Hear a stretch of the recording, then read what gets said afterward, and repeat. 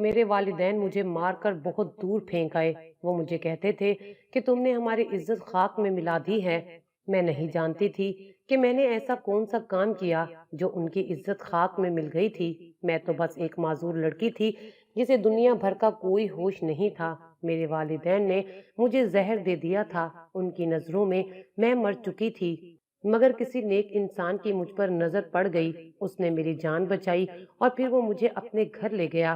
3 سال بعد جب میں 17 سال کی ہوئی تو اس نے مجھ سے نکاح کر لیا۔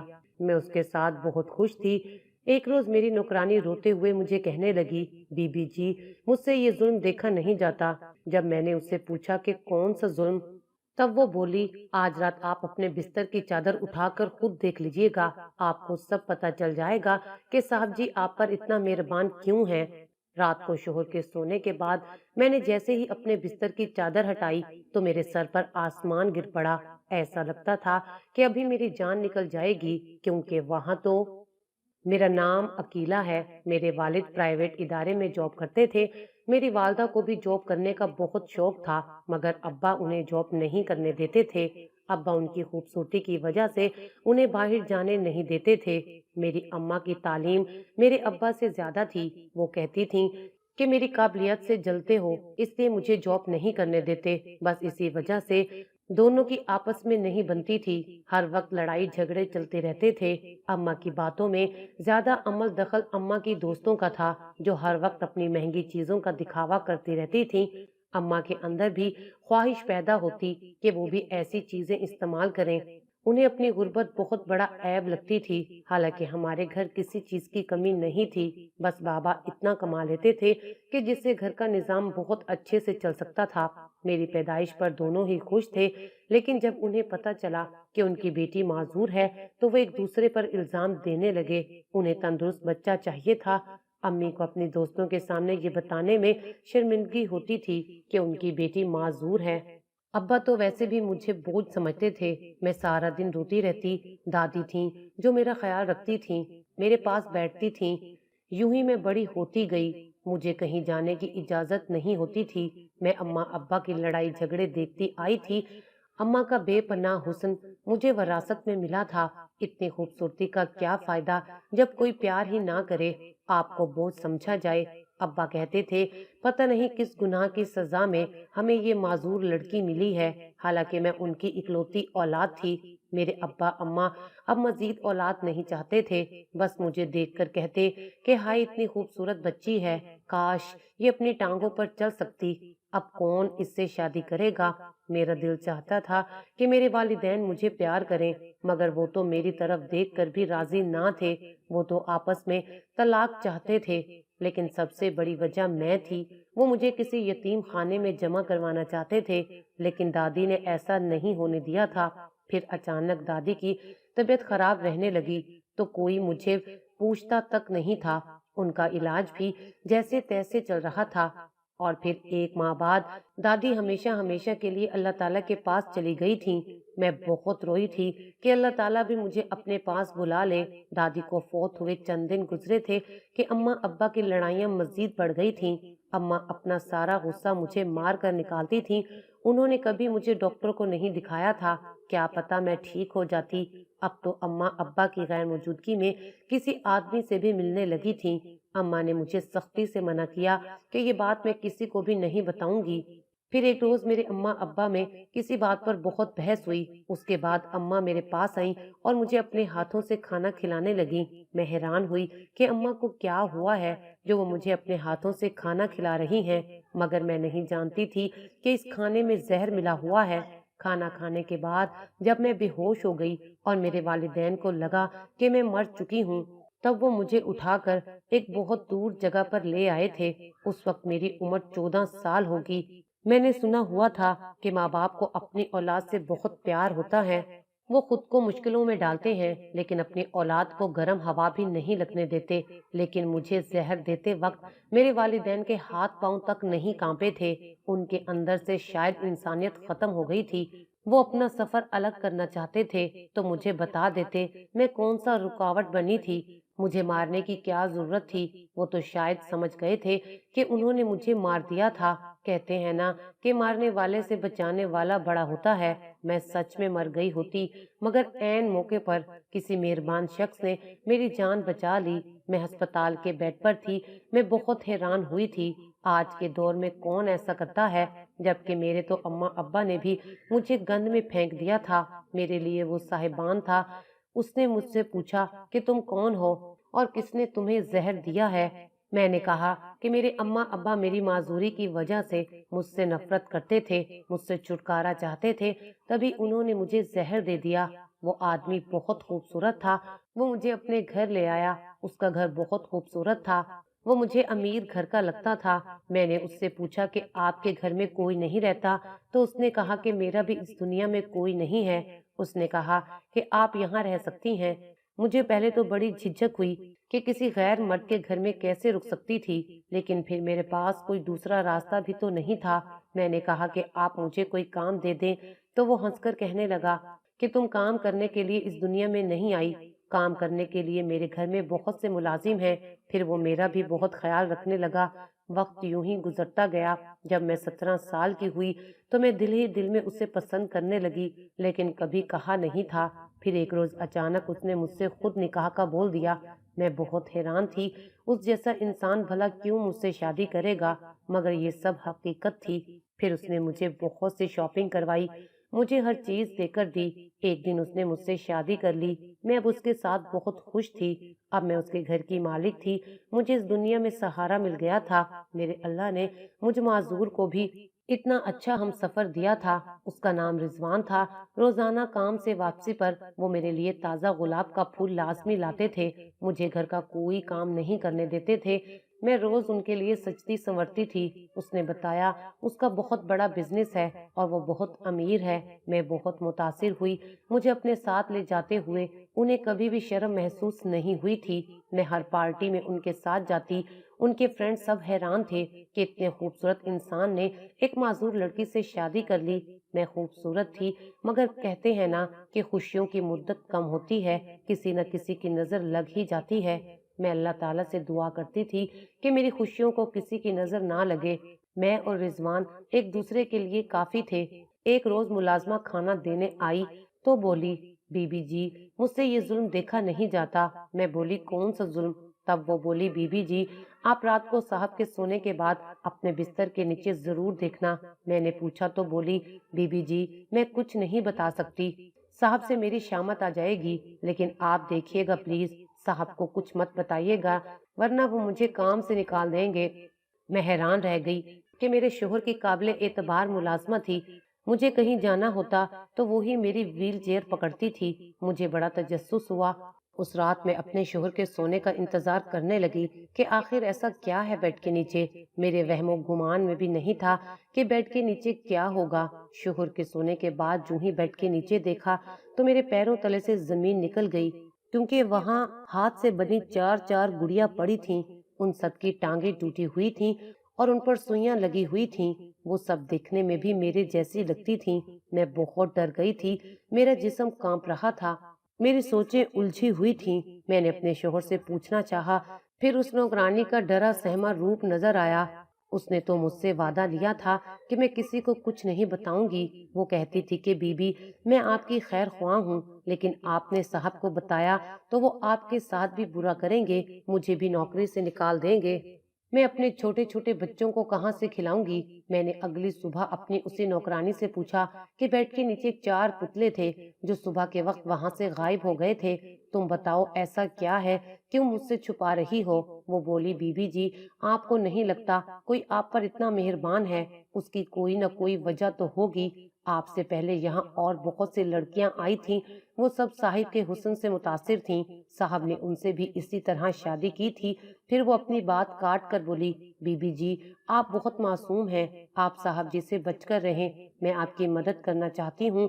مجھے اپنے کانوں پر یقین نہ آیا۔ میں نے کہا، پہلے مجھے یہ بتاؤ اس پتلے سے کیا ہوگا؟ وہ بولی، بی بی جی پہلی میڈم صاحبہ کے بیڈ کے نیچے بھی ایسے ہی صاحب نے پتلے رکھے تھے، میں نے خود دیکھا تھا۔ پھر کچھ دن بعد وہ بی بی جی فوت ہو گئی تھیں۔ صاحب نے کہا کہ کسی کو نہیں بتانا، हम सबको भी बताने से मना किया है। नौकरानी की बात सुनकर मुझे अजीब परेशानी ने घेर लिया था। मैंने उससे मशवरा मांगा, तुम ही बताओ मुझे क्या करना चाहिए। वो बोली, बीबी आपको यहाँ से अपनी जान बचाकर भाग जाना चाहिए। वो बोली, बीबी जी पास ही एक एनजीओ है, वहाँ पर यतीम और बेसहारा लड़कियों को रखा जाता है, आप वहाँ चली जाएं, यहाँ पर तो आप बेमौत मारी जाएंगी। मैं वो पुतले देखकर और मुलाजमा की बात सुनकर बहुत डर गई थी। मेरा दिल मानने से इनकारी था। मेरा शोहर तो इतना ख्याल रखता था, मेरे इलाज के लिए फिक्रमंद था। उसने कहा था कि मैंने डॉक्टर से बात कर ली है, तुम्हारा इलाज भी हो जाएगा।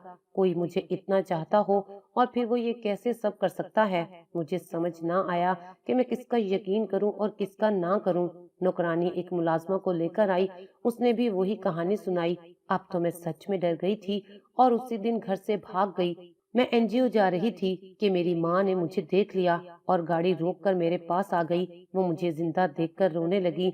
मैं माँ को देखकर डर गई थी कि कहीं घर जाकर फिर से वो मुझे जहर ना दे दें, मगर मैं भाग भी नहीं सकती थी। मेरी आंखों में खौफ देखकर वो बहुत शर्मिंदा हुई। वो मुझे कहने लगी, बेटी मुझे माफ कर दो, मैंने तुम्हारे साथ जो कुछ भी किया बहुत गलत किया था।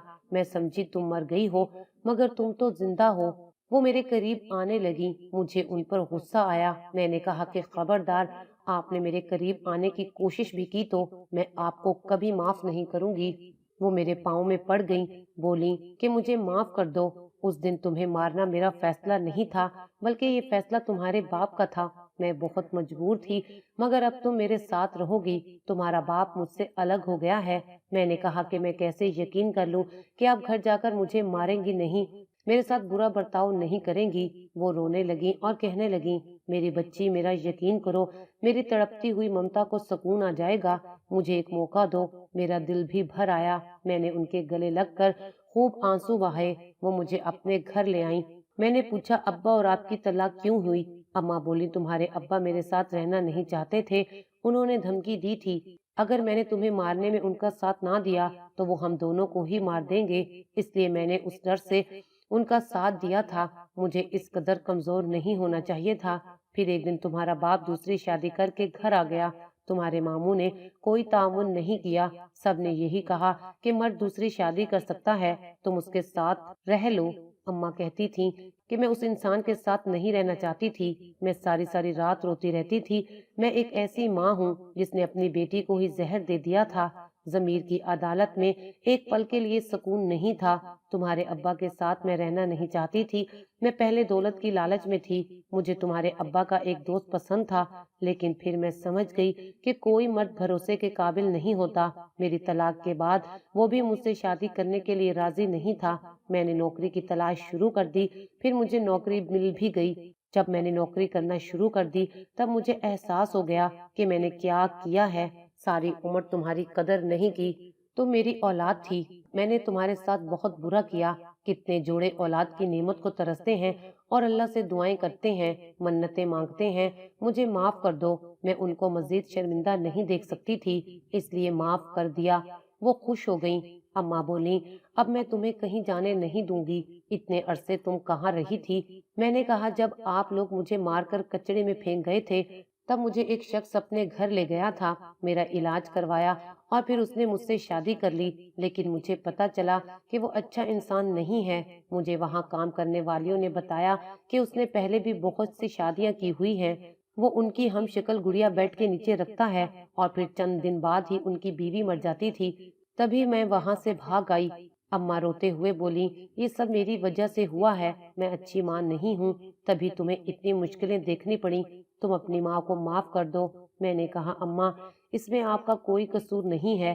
अम्मा बोली, इसमें मेरा ही कसूर है। तुम्हें इस कदर नफरत से पाला। मैं दिन रात तुम्हें भूखा रखती थी, तुम्हें मारती थी, तुम डर जाया करती थी, लेकिन मैं तरस नहीं खाती थी। मगर अब तुम्हें कोई शिकायत का मौका नहीं दूंगी। एक अच्छी माँ बनकर दिखाऊंगी। मैं उनके घर रहने लगी थी। वो मुझसे बातें करने की बहुत कोशिश करती थीं। अम्मा अब भी वैसे ही खूबसूरत थीं। कहीं से भी एक शादीशुदा बेटी की मां नहीं लगती थीं। कोई भी धोखा खा जाता। उनकी उम्र और चाल चलन से वो मेरी बहन लगती थीं। अब भी उन पर कई मर्द मरते थे। अम्मा ने बताया कि वो जहाँ जॉब करती हैं یہ گھر انہیں اسی کمپنی کی طرف سے ملا ہے، آفس کی طرف سے گاڑی بھی ملی تھی، وہ کسی بڑے عہدے پر جاب کرتی ہیں۔ مجھے کہا کہ میں جلد تمہیں تمہارے شوہر سے طلاق دلوا دوں گی، تمہیں گھبرانے کی ضرورت نہیں ہے، اب تم اکیلی نہیں ہو، تمہاری ماں تمہارے ساتھ ہے۔ میں خوش ہو گئی کہ میں اکیلی نہیں ہوں۔ مجھے کہیں نہ کہیں شوہر کو چھوڑنے کا دکھ ضرور تھا، میں اس شخص کی شخصیت سے اب تک ناواقف تھی۔ اماں واپس آ کر مجھ سے خوب ساری باتیں کرتی، مجھے بتاتی کہ میں نے اپنی سب دوستوں کو چھوڑ دیا ہے، سب مجھے نیچا دکھاتی تھیں، انہوں نے میرے اندر زہر بھر دیا تھا۔ میں نے کہا کہ انسان غلطیوں سے ہی سیکھتا ہے، اور وہ چپ ہو گئیں۔ مجھے یہاں رہتے مہینہ ہو گیا تھا۔ ایک دن رات کو پیاس کی وجہ سے اٹھی، کچن میں آنے لگی، لیکن مجھے اماں کے کمرے سے آوازیں آ رہی تھیں۔ مجھے تجسس ہوا کہ سنوں تو وہ کیا باتیں کر رہی ہیں۔ رات کے اس پہر اماں کے کمرے میں کون ہو سکتا ہے؟ اماں نے تو کہا تھا کہ انہوں نے سب سے تعلق توڑ دیا ہے۔ پھر ٹھہر کر سننے لگی، کسی مرد کی آواز آ رہی تھی۔ اماں کو وہ شخص کہہ رہا تھا، تم جلد ہی اپنی بیٹی کو طلاق دلواؤ ورنہ تمہیں میں نوکری سے نکال دوں گا۔ وہ اماں کا باس تھا، لیکن رات کے اس پہر وہ بھی اماں کے کمرے میں۔ مجھے یہ سب ٹھیک نہ لگا۔ پھر وہ کہنے لگا، تم جو مجھ سے شادی کرنے کے خواب دیکھ رہی ہو، تمہارے خواب تبھی پورے ہوں گے جب تم میرا کام کرو گی۔ اگر میں نے تم سے اپنا گھر اور گاڑی کھینچ لی تو تم سڑک پر آ جاؤ گی۔ تم ابھی تک اپنی بیٹی کو طلاق نہیں دلوا سکی، میں نے اتنا کچھ کیا، تمہاری بیٹی کی نوکرانی کو پیسے دیے، اس کو گھر سے نکالا، تمہاری بیٹی کے دل میں بدگمانی پیدا کی، جھوٹے پتلے بنا کر رکھے۔ یہ اپاہج لڑکی میرے بیٹے کی زندگی میں نہیں ہونی چاہیے۔ میں حیران تھی، یہ میری ہی بات ہو رہی تھی، یقیناً یہ آدمی میرے شوہر کا باپ تھا۔ میری امی بولی، جیسے تم بولو گے ویسا ہی ہوگا، اب تمہیں شکایت کا موقع نہیں ملے گا۔ میں نے بیٹی کے دل میں جگہ بنا لی ہے، وہ بہت بھولی بالی ہے، میں اس سے سائن کروا لوں گی۔ اب مجھے ساری بات سمجھ آ گئی تھی۔ مجھے اپنی کم عقلی پر غصہ آیا کہ میں نے اتنی محبت کرنے والے شوہر پر اعتبار نہیں کیا۔ میں کتنے آسانی سے ان کے جال میں آ گئی تھی۔ جو ماں بیٹی کو زہر دے سکتی ہے، وہ اچانک اتنی اچھی کیسے ہو گئی؟ یہ سوچی سمجھی چال تھی۔ وہ نوکرانیاں بھی ملی ہوئی تھیں، میں ان کی باتوں میں آ گئی۔ انہوں نے ہی وہ 4 گڑیا میری ہم شکل رکھی ہوں گی، اور لڑکیوں کی کہانی بھی من گھڑت تھی۔ مجھے ایک دم گھٹن کا احساس ہو گیا، میں یہاں سے نکلنا چاہتی تھی۔ اگلے دن اماں آفس گئیں تو ان کی ملازمہ مجھ پر نظر رکھنے کے لیے آ گئی۔ میں نے اس سے کہا، میری مدد کرو، میں تمہیں منہ مانگی رقم دوں گی، مجھے میرے شوہر کے گھر لے چلو۔ میری ماں بہت ظالم ہے۔ میری ماں بالکل بھی نہیں بدلی تھی، اس نے بس میرے سامنے اچھا بننے کا نقاب چڑھایا ہوا تھا۔ میں نے کہا کہ وہ مجھے طلاق دلوانا چاہتی ہیں، میرا گھر تباہ کرنا چاہتی ہیں، کام ہونے کے بعد اس امیر بندے سے شادی کر کے وہ مجھے چھوڑ کر چلی جائے گی۔ تم میری مدد کرو۔ اسے بھی شاید مجھ پر رحم آ گیا، اسے پیسوں کی ضرورت تھی، تبھی وہ مان گئی۔ میں گاڑی کروا کر سیدھا شوہر کے پاس آ گئی۔ وہ خوبصورت شخص میری یاد میں آدھا ہو گیا تھا، مجھے دیکھ کر حیران ہوا اور بولا کہ تم کدھر چلی گئی تھی بغیر بتائے؟ میں نے تمہیں کدھر کدھر نہیں ڈھونڈا، ایسی کون سی غلطی ہو گئی تھی جو تم مجھے چھوڑ کر چلی گئی؟ میں نے کہا، مجھے معاف کر دو، تمہاری خاص نوکرانی نے مجھے کہا تھا تم لڑکیوں کو استعمال کرتے ہو اور پھر ان کو مار دیتے ہو۔ اس نے میرے ہم شکل پتلے بھی مجھے دکھائے تھے۔ جب میں نے اس ملازمہ کو ڈھونڈا تو وہ پورے گھر میں نہیں تھی۔ میرے شوہر تو ان سب سے لا علم تھے۔ جب میں گھر چھوڑ کر گئی تو اس نوکرانی نے ہی میرے شوہر کو بتایا کہ میں اپنے اماں ابا کے پاس چلی گئی ہوں۔ اس نے میرے شوہر سے کہا تھا کہ میں واپس نہیں آؤں گی۔ میں نے کہا کہ میں ڈر گئی تھی، مجھے معاف کر دو، میں نے تمہارا اعتبار نہیں کیا۔ غلط انسان پر اعتبار کر کے ہمیشہ انسان نقصان ہی اٹھاتا ہے۔ جس لڑکی کے ماں باپ نے اسے استعمال کر کے اپنے مطلب کے لیے پھینک دیا ہو، وہ لڑکی ایسی ہی بن جاتی ہے۔ میں نے کہا، میری ماں اور تمہارے باپ نے ہمیں الگ کرنے کا ارادہ کیا تھا، وہ دونوں ملے ہوئے ہیں۔ تمہارا باپ مجھ جیسی معذور لڑکی کو اپنی بہو تسلیم نہیں کرنا چاہتا، انہیں تمہارے ہم قدم چلنے والی لڑکی چاہیے جس میں کوئی نقص نہ ہو۔ وہ میری ماں سے اسی شرط پر شادی کرنا چاہتا ہے کہ پہلے وہ میری طلاق کروائے گی۔ میرا شوہر ساری حقیقت جان کر حیران رہ گیا۔ وہ بولا، میرا باپ اچھا آدمی نہیں ہے، اس لیے ان سے الگ رہتا ہوں میں۔ انہیں عیاشی کی عادت ہے، ہر خوبصورت لڑکی کو وہ شادی کے خواب دکھاتے ہیں، اپنے پیسوں سے اس لڑکی کو عیاشی کرواتے ہیں اور جب اپنا مقصد پورا ہو جائے تو چھوڑ دیتے ہیں۔ اس کا مطلب وہ اماں کو بھی صرف اپنے مقصد کے لیے استعمال کر رہے ہیں، ان سے شادی نہیں کریں گے۔ میرے شوہر نے کہا، میں تمہیں کبھی بھی نہیں چھوڑوں گا۔ میں نے اس نوکرانی کو کام سے نکال دیا تھا۔ میرے شوہر نے پھر سے میرا ہاتھ تھام لیا تھا۔ وہ مجھ سے بہت محبت کرتے تھے۔ ایسے لوگ جو دولت کی لالچ میں آ کر آپ کا گھر تباہ کر دیں، ان پر کبھی اعتبار نہیں کرنا چاہیے۔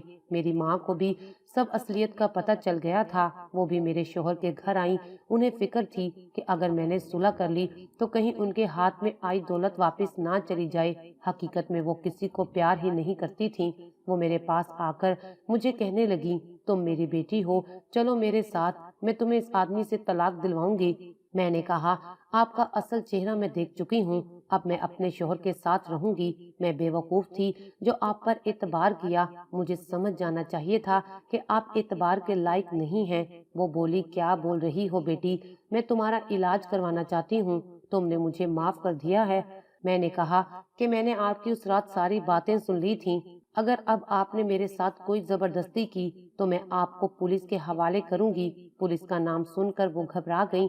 میں نے کہا کہ آپ اس قابل نہیں ہیں کہ آپ کو معاف کیا جائے۔ میں نے انہیں جان سے مار دینے کے جرم میں اندر کروا دیا تھا کہ انہوں نے مجھے زہر دے کر مارنے کی کوشش کی ہے۔ پولیس انہیں گرفتار کر کے لے گئی تھی۔ میں کبھی بھی ایسا نہ کرتی، لیکن مجھے پتا تھا کہ انہوں نے میری زندگی میں سکون کبھی نہیں رہنے دینا تھا۔ لیکن اللہ تعالیٰ کا شکر ہے کہ سب معاملہ ٹھیک ہو گیا تھا۔ میرے شوہر نے مجھے بتایا کہ میں نے تمہیں بہت جگہ ڈھونڈا مگر تم مجھے کہیں نہ ملی۔ تم کاش مجھ پر یقین کر لیتی۔ تمہاری ماں اور میرا باپ دونوں ہی غلیظ انسان ہیں، اس لیے میں ان رشتوں سے نکل آیا ہوں۔ اس دنیا میں واحد تم ہو جو میری ہو۔ مجھے شرمندگی ہوئی، میرا شوہر مجھ سے اتنا پیار کرتا تھا، پھر بھی میں نے اس کا اعتبار نہ کیا۔ میرے معافی مانگنے پر انہوں نے مجھے معاف کر دیا۔ اب ہم ہنسی خوشی رہ رہے ہیں۔ میں اپنے علاج کے لیے اپنے شوہر کے ساتھ باہر کے ملک آ گئی تھی۔ ڈاکٹر نے آپریشن کا بتایا تھا کہ اس کے بعد یہ چل پھر سکتی ہے۔ میرا شوہر میرا اتنا خیال رکھتے تھے کہ میں اللہ تعالیٰ کا جتنا شکریہ ادا کرتی کم تھا۔ آپریشن کے بعد میں بالکل ٹھیک ہو گئی تھی، اپنے پاؤں پر چلنے لگی تھی۔ میں نے اللہ تعالیٰ کا لاکھ لاکھ شکر ادا کیا تھا کہ اس نے مجھے اتنا پیار کرنے والا شوہر عطا کیا تھا۔